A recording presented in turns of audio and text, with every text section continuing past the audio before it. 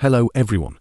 In this 2-minute revision lesson today, we shall be revising the topic sources of bias and assessing the value of different methods. Bias can enter sociological research at many stages.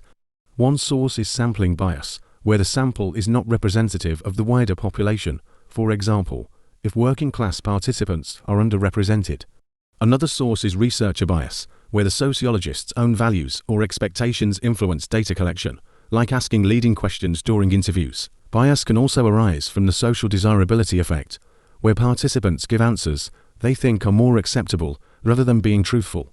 Similarly, interviewer bias and the observer effect can distort findings, especially in overt observations where participants know they are being watched. There can also be coding errors during data analysis, where responses are incorrectly categorized. Researchers' own values are another source of bias.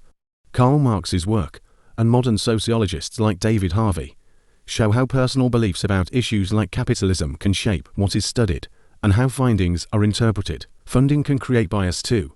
Research funded by governments or private bodies may align with their interests, influencing research topics or conclusions. To tackle bias, sociologists use reflexivity. They reflect critically on how their personal beliefs or background may affect the research.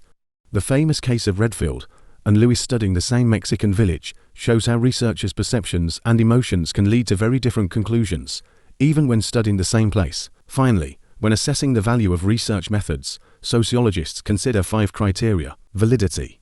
Does the method measure what it claims to measure? Reliability. Can the study be repeated with similar results? Objectivity. Is the data unbiased? Representativeness. Does the sample reflect the target population? Ethics. Were participants treated ethically, with consent and confidentiality? Each method has its strengths and weaknesses across these 5 areas.